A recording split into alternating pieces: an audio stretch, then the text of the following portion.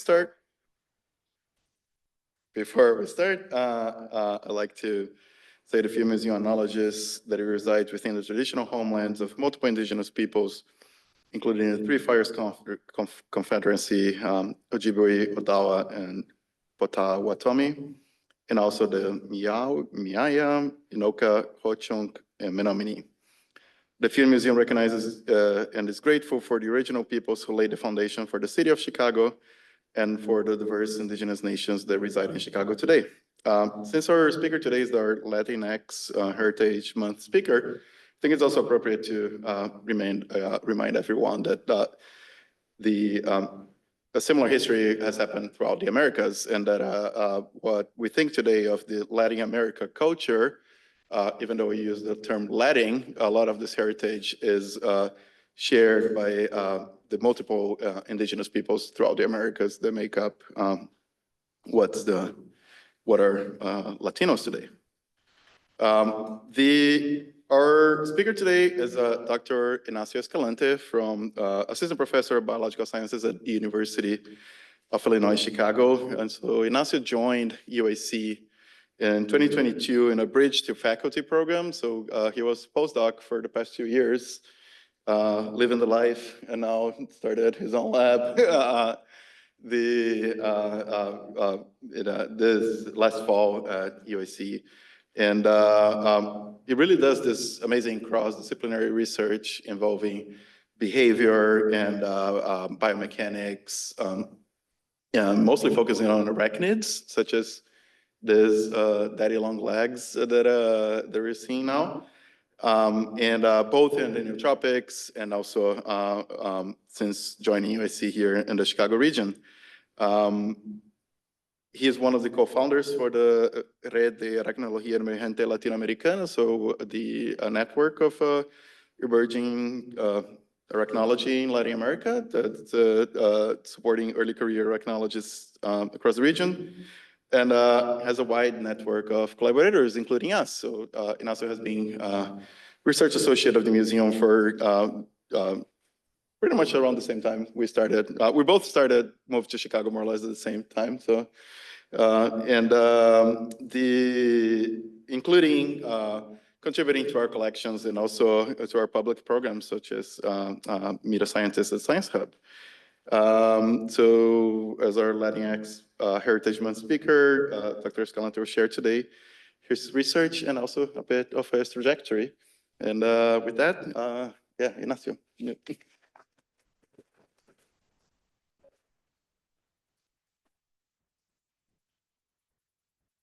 All right. Hi, everyone. Good afternoon. It's a tremendous honor for me to be here in this great institution. I'm very grateful for your time to be here during lunchtime, listening to me and some of my research throughout this talk. Very excited to be here. As Bruno mentioned, I'm somehow new to Chicago, moved here 3 years ago, and I'm excited to share that we have established local field sites, and students in the lab are developing local projects here, including very much here. There's a species that is not native to this region of the world that occupies or is very present all around the museum campus. So we're excited to work on that.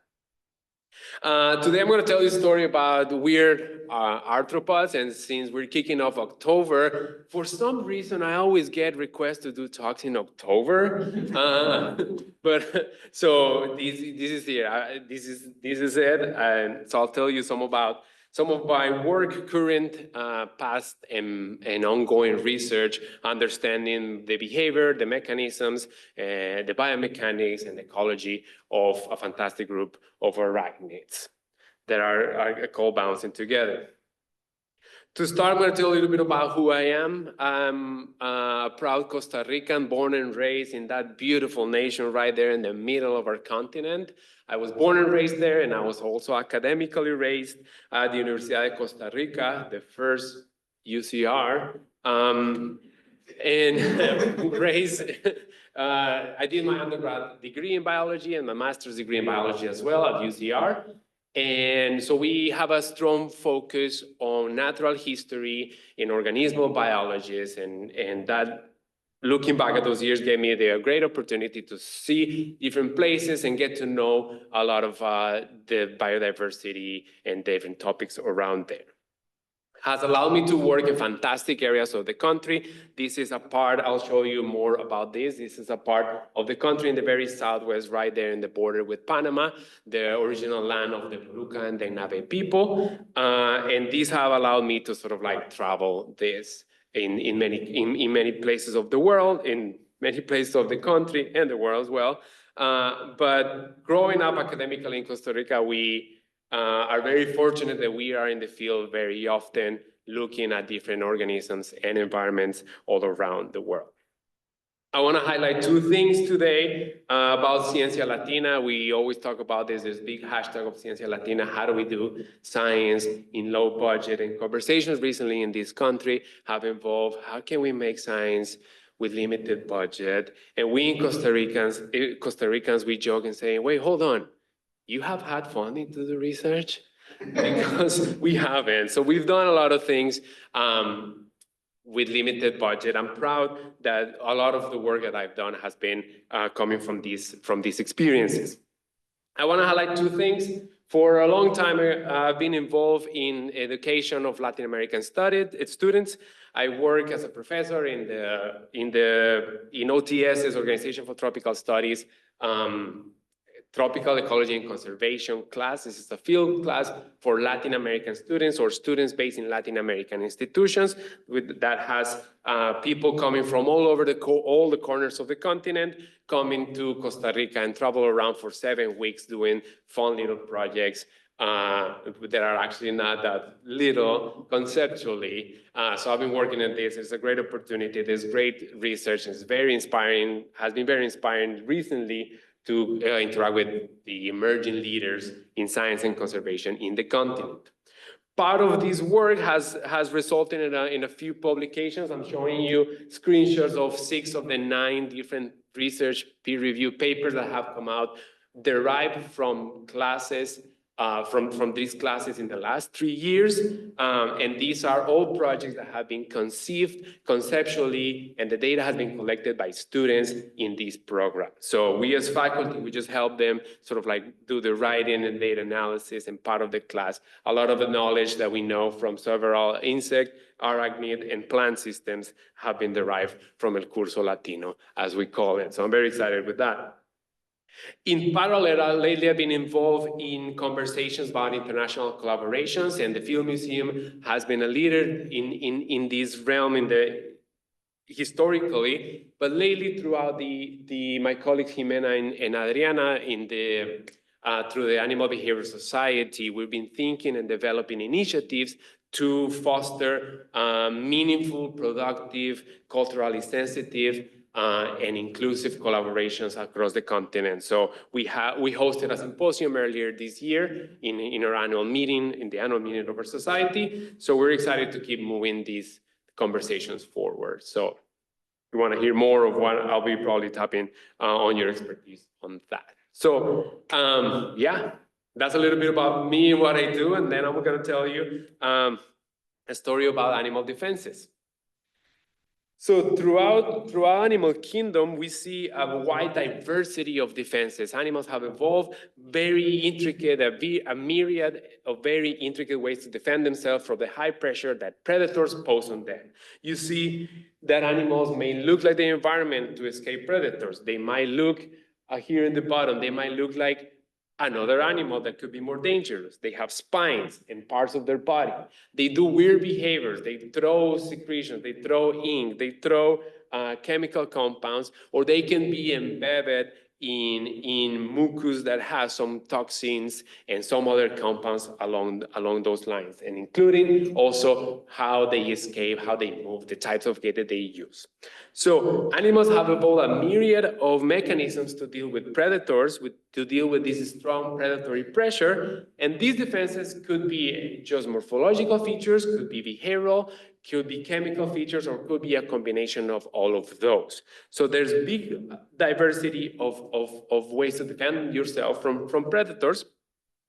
And I'm very interested in a situation like this, when a given species has more than one defense. These are the horned lizards from the Sonora Desert that do not only have these spines all over their head and body, but they, for some reason, evolve the capacity to eject blood out of the predator from their eyes, which is a very interesting context and brings the possibility that some animals have evolved multiple lines of defense.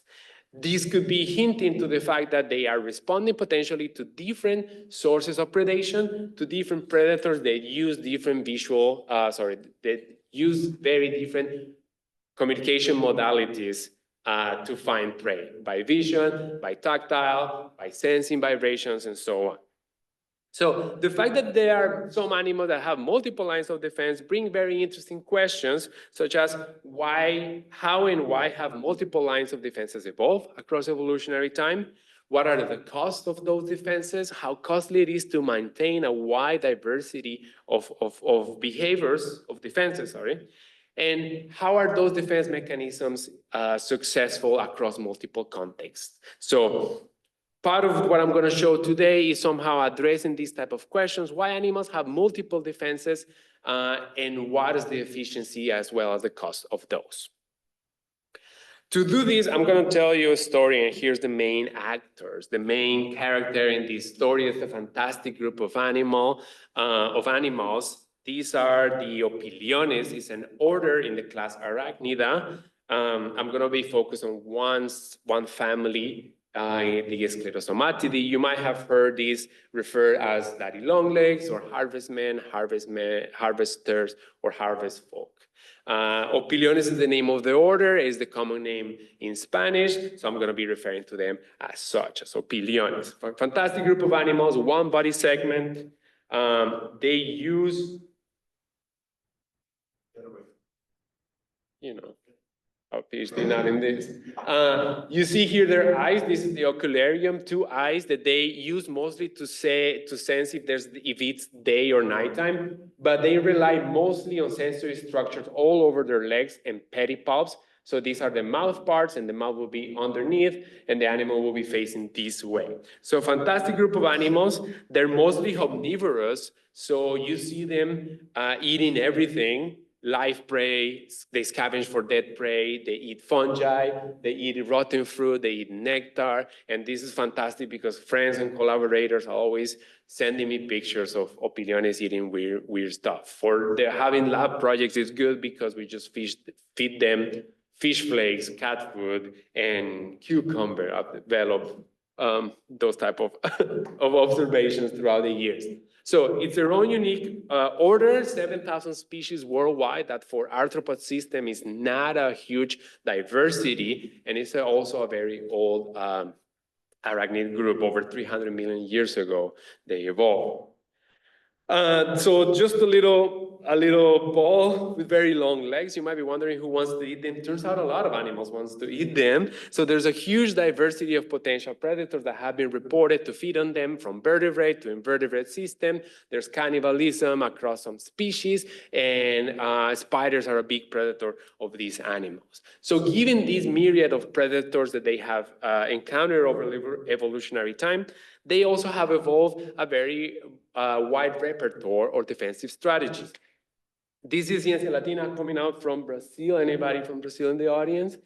A recent review of the diversity of predatory structures. And what you see here on the left, these are the 4 suborders, and they could have one or many of up to 10 defensive strategies. And I'm gonna talk more about some of those today. So there's a wide diversity of defensive strategies, and all the diversity of taxonomically, they could use different groups. And there's very limited observation. Here on the right, you're gonna see, these are the demonstrated instances in which a given defensive strategy has been successful to prevent the attack of other arthropods, flatworms, ants, or even vertebrate systems. So we know very little. We know how it's distributed across the taxonomy, but we know very little about the mechanistic development of these defenses and about the specifics, how effective they are across systems. So to address some of these issues, I brought you a story of behavioral and biomechanical defenses in opiliones, and it's a story in 3 acts. The first act is about leg loss. Leg loss is a common strategy or voluntary release in parts of their body. It's a very common strategy across the animal kingdom. Up to 9 times, animals have evolved the ability to voluntarily release arms, legs, tails, parts of wings, etc. All across the animal kingdom, this strategy has evolved multiple times. The premise is that they release parts of their body to escape encounters with predators, escape and survive, and sometimes the leg or the tail keeps twitching and so on. So in opiliones, this looks like this. This is a video we did in collaboration with KQED, the PBS station in San Francisco, California. And this is how these animals look, just like an M&M with very long, thin legs. And when they sense some pressure in the legs, here modulated by this forceps, they immediately create a plate here at the base of the coxa and release the leg and escape. And the leg, due to the muscle and contraction, remains twitching, potentially allowing the animals to escape and survive. So recently we studied this across many groups of these opiliones. And what you see here is a top view of them. The animal will be moving towards the left with 4 pair of legs. You see there's one pair of legs that is longer, and this is what we call the sensory leg, which secondarily has a greater density of sensory structures. And when we look at different species, 14 species, leg loss, so the number of legs in which we find animals in the field, as well as the percentage, we see that the main lesson is that more than half of animals across species are missing legs. More than 50% marked here in these dashed lines are missing legs. So losing legs is super common across species. What about across geography? This is a map of the continent with different genera, and the average percentage of individuals missing legs across species. It's a fifth at best, but roughly on average is around half of animals across many genera are missing legs. And the last fun fact about leg loss in this animal that I'll give you is how asymmetric these legs are lost. So you see here in these green numbers, the percentage of animals found, the percentage of time that a given leg pair was missing. If it's 4 pairs, so it should be theoretically 25%, but numbers are variable, and it's particularly high for the longer legs. So longer legs are more likely to be lost. Animals lose legs frequently, and this is widespread across the animal, across the suborder. So it's actually one of the longest numbers of leg loss of autonomy levels across arthropods. So given this context, part of what I did for my PhD work was trying to understand the cost of these defensive strategies. And then here I'll show you some data answering the question, since this is such a common defensive strategy, you find animals missing legs so commonly, what could be the locomotor cost of this? For this, I want to give a big shout out of all the people that allowed me to develop this crazy idea, my PhD supervisor, Damian Elias, a committee, and students at UC Berkeley that were instrumental in helping me develop and take this all the way to the finish line.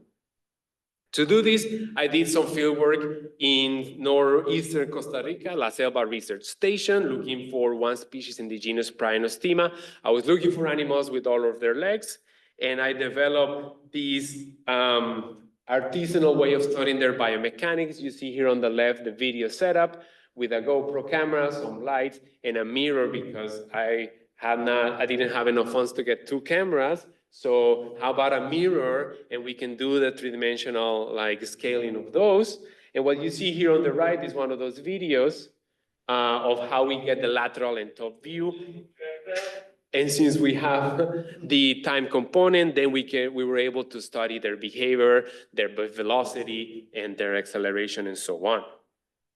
So this allowed us to ask the question of what happens when they lose legs. And then what you're seeing here is the average horizontal velocity relative to leg loss. So we follow the same animals over time, and the legend shows the animals that have that had lost experimentally different number of legs. So what this is showing is that immediately after losing legs, their velocity goes down by a while. In particular groups, those that experience a higher magnitude of loss. However, what's very interesting is that if you follow the same animals over time, they eventually recover those pre-leg loss levels of performance, of locomotor performance. So 24 hours later, they were doing as fine, as speed-wise, as they were before. So there's an effect of the number of legs, and then we were also able to ask, does it matter which side of the body they lose legs? It's not the same to losing 2 legs, 1 on each side versus 2 on the same side. So this is precisely what this graph is showing, similar as before, average horizontal velocity over time. And you see here, this dip on this dashed purple line, these were the animals that lost 2 legs on the same side. The velocity decreased immediately, for which they were able to recover. And here's one of those. This is the same animal moving with 8 legs at the beginning. Immediately after losing 2 legs on the same side, velocity goes down by half. 2 days later is walking, moving at the same initial velocity. So they recover on average their velocity and acceleration in a given time. So they recover locomotor performance, and the question is how? How can they do this? To this, we dive into the biomechanics literature, and then I'm going to show you 2 main things that they could be doing. Recruiting their sensory legs. I told you before that they have, okay, when they move, I'm going to point on this side so I see better.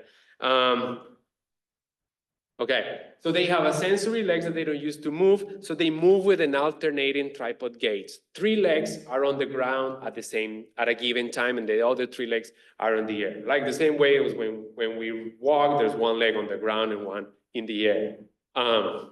Yeah. So this is what happens before leg loss and after leg loss. If they lose, for example, locomotor legs in the front, they would be using and recruiting those sensory legs to move. So they will be having this multifunctionality of limbs that allow them to sort of like respond to these potential damaging situations. The other thing that they could be doing is small kinematic adjustment. And without too much detail, basically what they did is they started walking in a different way. Their body was closer to the ground, so they moved the center of mass, they left the legs on the ground for longer, and they could take longer steps. I'm like trying to not perform them here. But there's a small kinematic adjustment, and this sort of like multi-gate functionality and plasticity in these animals have allowed them to sort of like recover initial performance. And we interpret that initial performance is useful and desired because this allowed them to escape predators faster or whatever it is that they want to use their movement for. So they were able to recover with these sort of like kinematic adjustments. Now, I'll tell you some of the next steps. Now that we know that they're able to recover, then this has opened up questions in the neuroplasticity, in the neuroscience perspective. What happens at the neural level associated with those legs that were potentially lost? So if we can find a way of bridging there's an opportunity to bridge the field of biomechanics and neural anatomy by looking at the brain regions associated with those legs that were lost. So I'm showing here, this is a lateral view of this animal, of an opilion. This is the subesophageal ganglia, and all these L1, 2, 3, 4 are the ganglia associated with the legs. So then the question is, if they lose those legs, what happens with the neural connections happening there? Is the neural tissue gonna degenerate? And do those regions that were receiving neural input will change over time? And this was a work spearheaded by a postback at the UIC. Aman developed this work, and we did some micro-CT in collaboration with UIUC. And so this is one of the interests that my lab currently has. And I'm excited that there's a micro-CT in the building in which we can collaborate to ask these fantastic questions. Because if we have an idea of how changes in locomotion affect neuroplasticity, this could have very important implications of our understanding of how arthropods move and how the neural connection, these central pattern generators across arthropods occur. Because what you see here on the right is sort of like a schematic of how leg ganglia sort of conduct the information about movement and how movement in multi-pedal situations work. So if one leg is lost and that neural tissue degenerates, what's going to happen with these sort of like neural circuits and where the information, and how can that match the recovery that we have seen before? So that's an exciting part of our research these days, and I'll be happy to chat more about it. One other very exciting angle that we're thinking in these days is the welfare implications of defensive strategies such as leg loss. So we've been thinking about the welfare and leg loss in this situation, and this is work in collaboration with Dr. Shannon O'Brien at Lincoln Park Zoo, animal welfare scientist, and we just received funding from the Wild Animal Initiative to understand the welfare of wild animals. So they happen to leg loss, and we first want to validate a few behavioral indicators such as approach behavior, speed, and leg tapping, and use commonly established cognitive methods in welfare literature to ask if these behaviors reflects their welfare state. And once we do that, we can ask the question of how leg loss affects the welfare and how potential environmental variability and complexity can buffer those welfare impacts. So this work is funded, and we're going to develop this in Costa Rica in the winter. So basically, we're excited to develop this, and we're just waiting for this to get a little colder so we can head south for the season. So in summary, in this first act, I've shown you broadly how opiliones, in this case, deal with common cause of defensive strategies and how they can use robustness and compensation in the behavioral as well as biomechanical way to sort of like address these challenges in this context. For my second act, I'm going to be telling you about bobbing, which is a very cool behavior. And if you have seen these animals in the wild or in videos, you probably have seen things like this. This is a video in slow motion at 25% speed of a species in Costa Rica. 100 animals doing this repeated up and down contraction of legs in this bobbing behavior, which is not unique for opiliones. We see them also in spider webs doing little contractions, and this is also in slow motion. Very small leg contractions to change the way they appear can have implications for how we perceive them. This is crane flight, tipulids, and if you're ever trying to catch opiliones to study them in the field, you are probably frustrated of how many times, and when I say you, I mean me, I'm trying to catch opiliones, and turns out it's tipulid. So it disrupts the search image of researchers in this case. So bobbing is this repeated up and down movement of leg extension and contractions of legs. And even recently, I got this video a few weeks ago here in one of the forest preserves. What you see here is a male. These are two males. This male is grabbing this leg. This is in slow-mo as well. Grabs the legs of a male and moves it around, and we think this is bobbing in the context of reproduction of like these like male-to-male interactions. But the question is, what is the function of this behavior, and how can we demonstrate its survival benefits? Opiliones do this bobbing in solitary and in aggregations. And then the common assumption is that bobbing might be an anti-predatory behavior to disrupt that search image of the predators. And from other animal systems, we know, for example, in mollies, in bees and starlings, they do this collective behavior, this shimmering in bees, these other sort of like behaviors in while they're moving around in the flock, so they could create both like a visual distraction to a potential predators, and they can create also a delusion of who is there, where the animal actually is to be caught.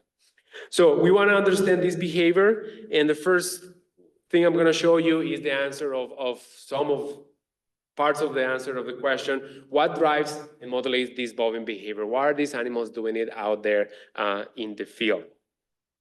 For this project, I collaborated with Damián Villaseñor Amador. He was a student at the Universidad Nacional Autónoma de México, or UNAM, at the moment, also from a field OTS class. And what Damián did was go out in the forest and look for the trees and count all the opiliones in the trees.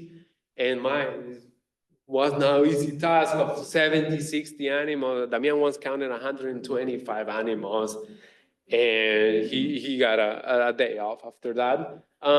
But what I'm showing here is the bobbing duration, the average bobbing durations of animals in those aggregations as a function of group size. And what we found is that bigger groups have animals that are bobbing for longer, which is very puzzling because you would expect them to be bobbing for less because there's some more animals bobbing.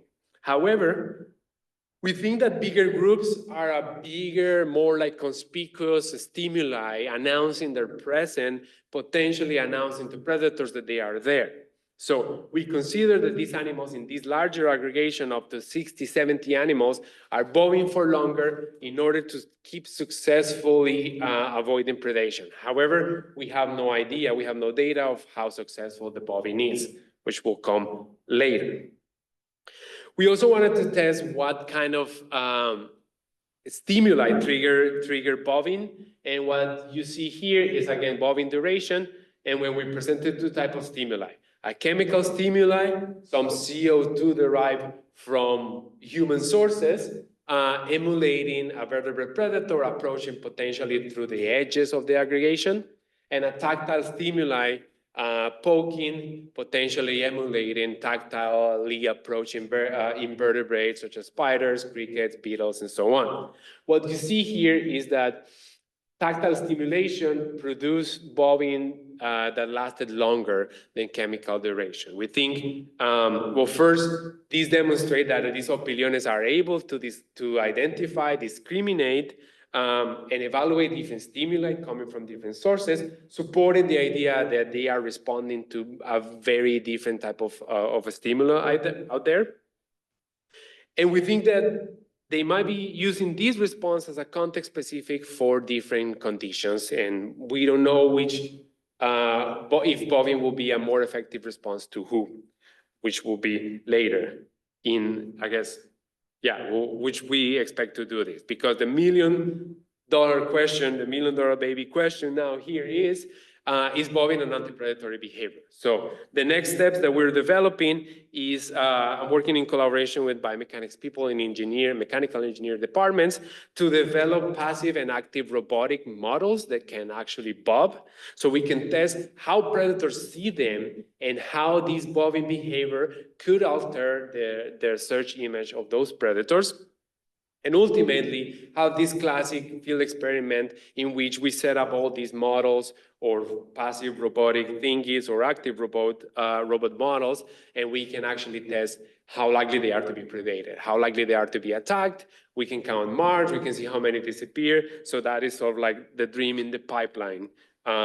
Recently, a lot of biomechanics work and engineer development has been very successful at developing passive models inspired, for example, in Tipulit. There are models that move, actually can fly at that scale. So there's some promising, there is some promising avenues there. So this is an NSF grant in prep at this moment. So I look forward to come back in a few years and tell you if it is a function or not. So with bobbing, in summary, I've told you how these moving behaviors can be context-specific, can be triggered by different stimuli, and these can provide us with novel insights of how the functional behaviors and how collective defenses work in a system in which multiple animals are frequently aggregated with each other. Which is a good segue for my third ag, that is the fact that these animals can form aggregations. Also, if you have been in the deep corners of the internet in daddy long legs seeing these videos, they aggregate, they do these weird bobbing behaviors, and we want to understand why and the importance of that for the defense. Group living in animals is widespread. There's plenty of benefits what they do it. There's plenty of costs as well, but it's very widespread across kingdom. They group together for reproductive reasons, for foraging reasons, for limited environmental variability. So animals form aggregations, and here I'm interested in I'm interested in two particular layers of group living, that is when animals form aggregations with multiple species. So it's common to see vertebrate and invertebrate system aggregating with multiple species in different sort of timescales. But it's very interesting. I find it very puzzling because if you aggregate with other species, you have to be successful at two things: at navigating the phenotypic variability that exists even within sister species or species that are closely related. It could be size, it could be morphology, it could be enemies, it could be the chemical composition, it could be anything that you're aggregating with species that are different in one or many phenotypic traits. In addition to that, you need to have shared communication mechanisms and shared tolerance with other species. So how animals of different species exchange information is a very interesting question in the context of aggregating with other species. Additionally, aggregation with multiple species can be facultative. Here's an example of a spotted ambird in which reports see this animal foraging on its own, foraging with animals of the same species, or foraging with other animals in mixed flocks. So there's a whole range of aggregation status in which animals can be participated on. So today I'm going to tell you parts of hints that we have to answer the question of why and how do animals form aggregations with multiple species. To do this, I had to travel back to Costa Rica, this time in a different field site. This is data derived from that field site that I mentioned earlier, right here, very near the border with Panama. This is one of the lookouts on a clear day. It's kind of interesting that, oh, it's clear, I can see Panama. This is the pre-montane forest at 1,200 meters in elevation. And the second to last fun fact or cocktail fact that I'll tell you about these Prionostima opiliones is that they go out at night and forage and mate. So they go out on their own to forage and mate, escape predators, etc. They love eating pieces of earthworms for some reason. They eat flies, they eat ants, they eat the whole thing. Once dawn comes, they form aggregations. They form roosting aggregations with multiple species. They could be by themselves or they can aggregate with each other. And this is sort of like how the environment looks. And this branch is prime real estate for those roosting aggregations. And they spend their day roosting. So this is one of these mixed species aggregations. You're going to see different animals of different colors, sizes, and shapes aggregating together. Up to 7 different species can form aggregations out there. We've done we've looked at their genitalia. This is how, we look at their genitalia, we know the different species, we know their different life stages, and so on. So we have a system in which up to 7 species form aggregations in variable dynamics, in variable numbers, and so on, what I'll tell you in a minute. So it's a very puzzling system in the genus Prionostima. And we're in the fantastic process of getting more certainty or an identity. And currently, one of the things that we're doing is developing or using phylogenomic tools developed by some other people, including Ryan Bacon at the University of Maryland in Baltimore County, to do the species description and the phylogenomic placement of these animals, which for neotropical arachnids, this is one of the less studied systems out here. So big shout out to Jessica and Tatiana are here and been tremendously helpful in supporting this. So some of these specimens are here in the building, which is very exciting. Okay, so I'll tell you some of these dynamics and then how these groups are formed. This is, you're gonna see here, I'm gonna tell you how these 7 different species can be found out there in the environment in three different aggregation conditions. This was a field project developed by Marisol and Daisy in an OTS class back in 2013. And in collaboration with Glauco Machado, we were able to sort of like understand this very puzzling dynamic group of animals. So some species, for example, are most frequently found in mixed species aggregations. So this is this first species. More than a little bit over than half of animals are in mixed species aggregations. They could be in single species aggregations, or they could be in solitary.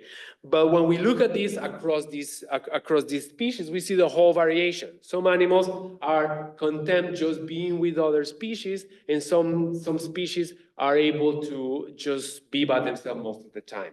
I want to highlight sample sizes here and how variable it is in the same environment, how their abundance is variable, and we think this is playing a role in this dynamism. So then the question is, why aggregating? Damian also did a fantastic project in which he wanted to understand, is there a benefit of different locations within the group? So what he did is that he created these experimental, high-tech experimental aggregations in the field station, a piece of bark inside a toad. He put 5 animals with all of their legs and 5 animals missing legs. And then the following morning, where are they?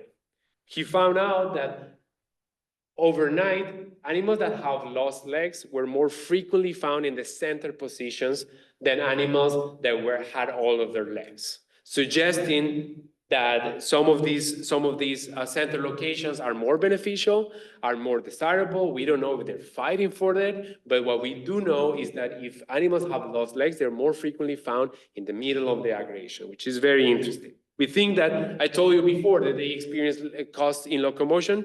We think that this leg loss can influence the location within the group to potentially compensate for the fact that they will move slower, they will be potentially attacked less, or they can get the information that there's a danger and escape earlier, but we're still uncertain on those reasons. I guess more questions are always good. So they aggregate, some parts of the aggregations are beneficial, but these aggregations are very dynamic, as I've hinted. So when we look at one single group, here's a tree with moss and a mixed species aggregation.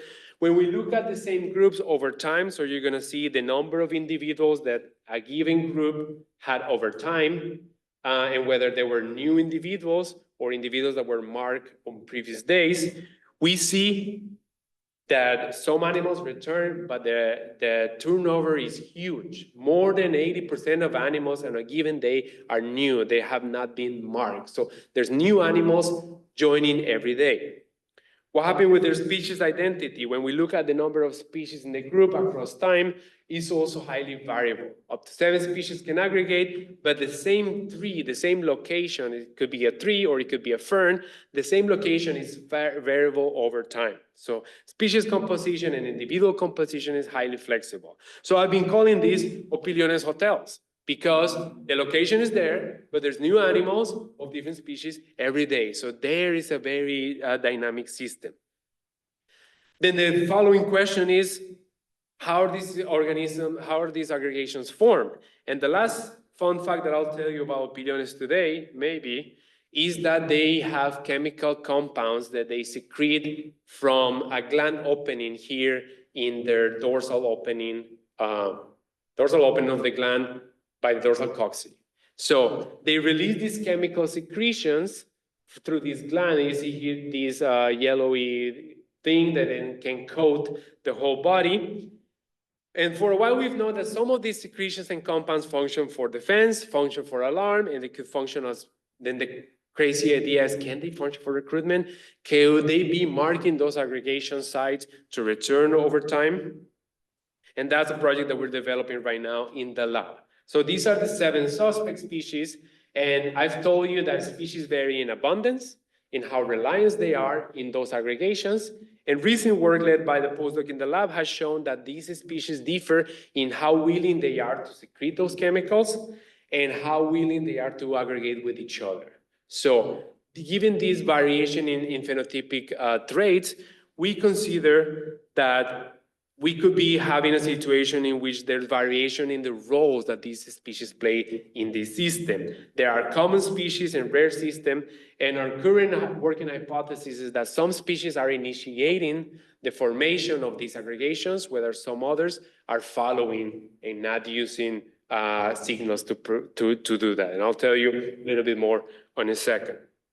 We know a lot from bird system, from mixed species flock, that there's variations in the roles of different species that play, different species play different roles in the aggregations. So there's sentinel species that form mixed species aggregation, that they are the ones that alert the presence of danger. There are other species that are doing mostly the looking for the food sources and so on.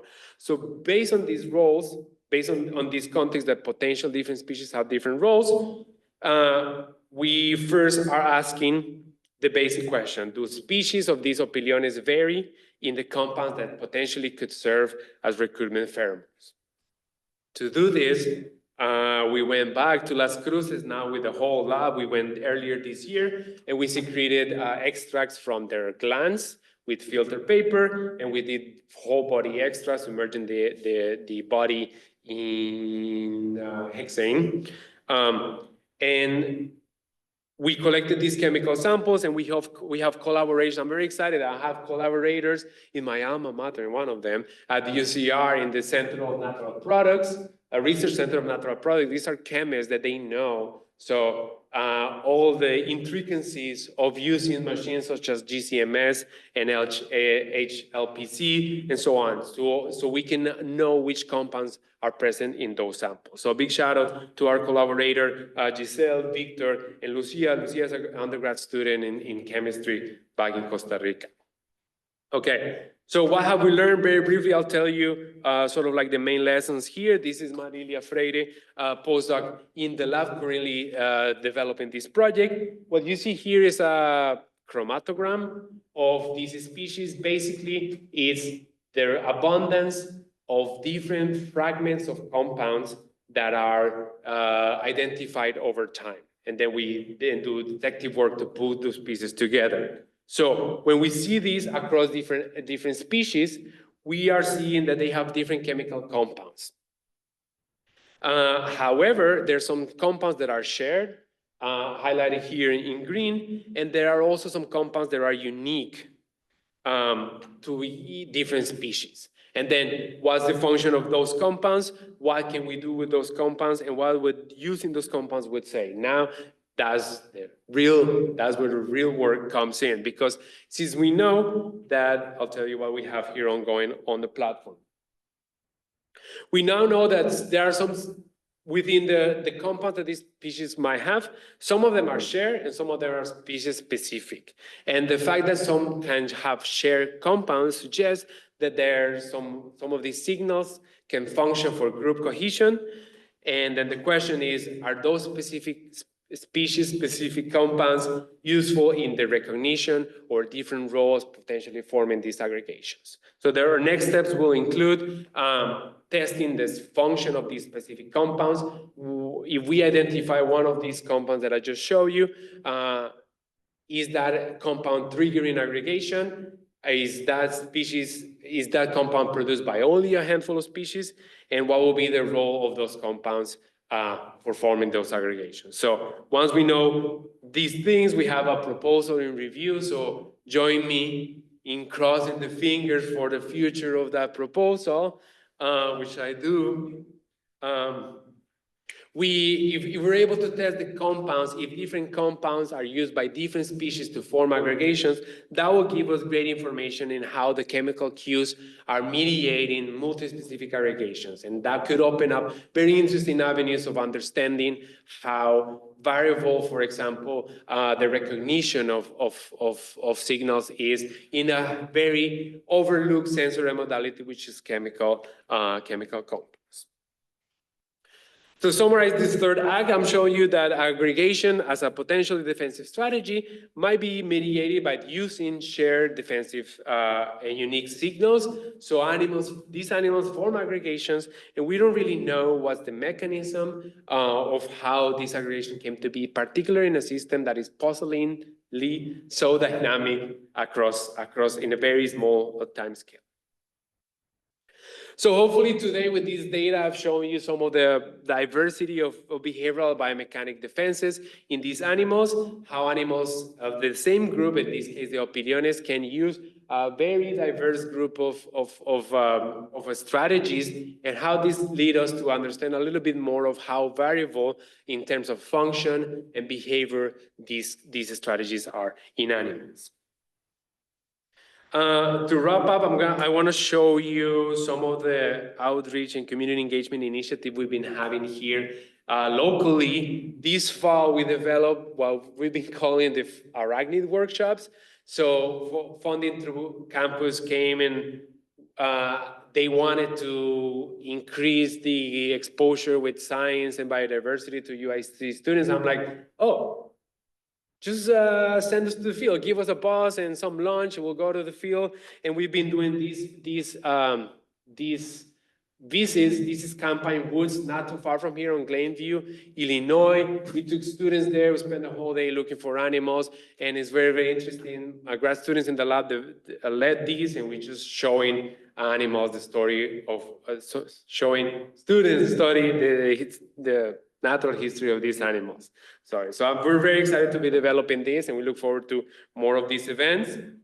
We are developing a field guides of opiliones of the Chicagoland area. There's very limited knowledge of this. We're compiling the species that are here. I know the Field Museum has fantastic formats to put these, so once we have a more definitive, more informed field guide, we'll put them out there. In the meantime, it's just a PDF that we have. You can have on your phone. You can download it from our website, and so on.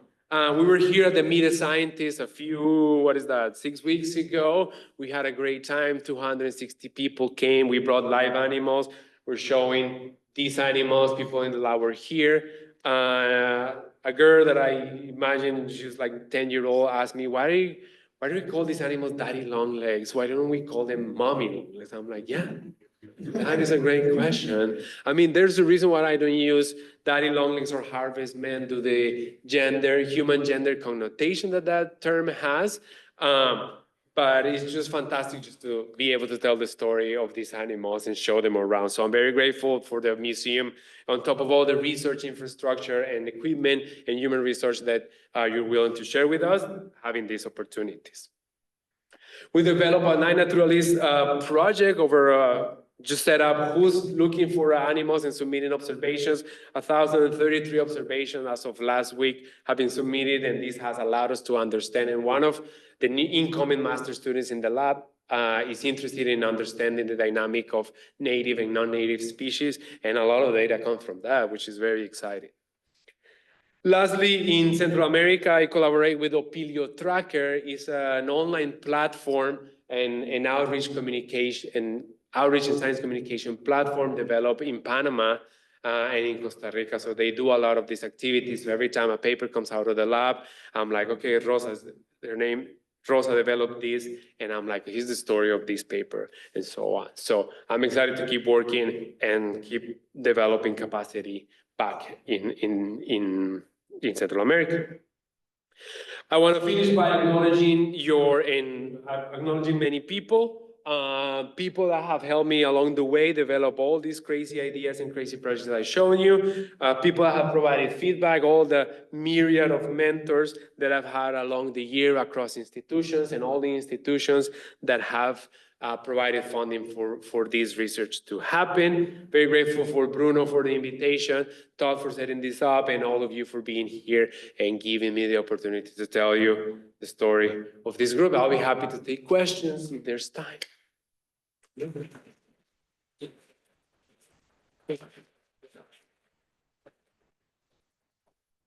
don't have time for the questions.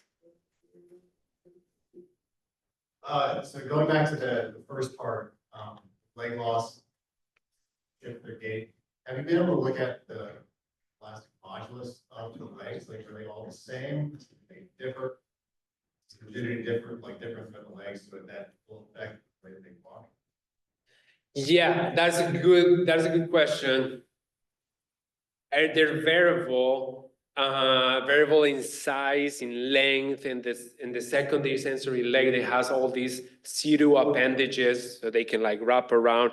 And certainly how they use those legs are very different. We experience in some capacity, we know that losing some legs is more detrimental. I guess the one short answer would be losing 4 legs, like in the front, is more detrimental to their gait than losing the hind legs. Yeah. That's a good point. Thank you. Related to this, like elasticity, so Yeah. what's the cost of bobbing? Like, how do they bob? Like, is this like a active muscle moving all the time, or is there a lot of like just kind of a spring effect? Is it very costly for a opiniones to bob, or what prevents them from like, just keep bobbing? Just keep going forever. Yeah, that's a good question. There's some muscle contractions, so there's some cost there. I would imagine that once a few cycles happen, they get enough momentum to keep going. But that is a very interesting biomechanics question. Why keep doing it? And sometimes what strikes me is that it's not very long. It rarely is in this system that Damian studied in La Selva, it was rarely longer than 15 seconds. But they could be bobbing for longer, but yeah, we don't know. It's a good point. Yes. Do we see any evidence of like mixed species aggregation with like a fossil record or anything like that? I know it can be kind of like difficult to tell, but with the current hypothesis with some depending on some like leaders and followers, so it's very species dependent. So I was wondering if this is like a new thing that's kind of come about. If this has been, more of a thing that we've seen, but maybe swapping out different species throughout history, but they still have the same systems in place. Yeah, that is a very good one. There's no direct information on those. The more basal system in the phylogeny, we have no records of them forming aggregations with other species currently. But this is also one of the things when we wrote the paper a few years ago, we just started diving into all papers, all reports, and then it turns out more species, and now there's another family in the same group. But as far as I know, going that far back, we have no idea. Yeah, and we also think this is a dynamic system. It's somehow unique. So we don't know how it plays out with like variable ecologies, variable biogeography and so on. Yeah, thank you. Yes. Also talk, I really enjoyed all the visuals, especially the videos, it's so amazing to see Dan's action. Is there a minimum number of legs that they can function with? And once they know that are they able to determine how many legs they have and not give up legs once they reach a minimum number? Mm-hmm. Yeah, that's a good question. I have only anecdotal information. For one of the projects, I was inducing them to lose legs. Somehow, as I show in the video. And the animals that were going to lose 3 legs, their willingness to release that third one was lower. So it took a little longer for them to release that leg. So that suggests exactly as you said, that they know somehow what's happening. They know the number of legs. I mean, I wouldn't be surprised that because they have all these mechanical sensory structures. So that could be a role, that could play a role there. They also release chemical secretions for the fences, but what has always struck me and surprised me is that they're more willing to lose legs than to release chemical secretions, chemical defenses. And the whole time I'm like, well, it's the leg. So I've always said they have legs, they cannot regenerate their legs. But I say, I don't think they want to regenerate their legs. They don't need those number of legs. So your first question was the minimum number of legs they can function with? 5 legs is somehow common. Very rarely I've seen animals with less than 4 legs. Maybe 1 in 1,000 animals are missing 4 legs. And I don't know, it's because they're less willing to do it, or it's just by probability, they're not very much likely to have survived four encounters. And, you know, I try to do these experiments reflecting the natural number of legs lost. But I've seen spiders with 3 and 2 legs. And what they do is that you're like, oh, the spider's moving kind of weird. Oh, yes, because it's moving with the pedipalp, which is very interesting. Yeah, tenids and leucocytes, I do that. Yeah, thank you. That's a good point. Last question, Chris. Another leg question. Yeah. It seems, is there any difference in how quickly a spider will adapt if they like lose a leg and then a week later lose another leg? Like, does it rebound quicker or slower? You looked at it? Oh, no. No. We don't have data. That's a very good point. Yeah, they, yeah, I'm trying to think what you would expect. They could, right? That would give us so if they can recover quickly, does that recovery becomes even quicker? But maybe since they lose a second or third leg, now the recovery, they have less legs to work with. So that might make them less likely to recover as quickly. But that's a good question. Yeah, thanks. Thanks.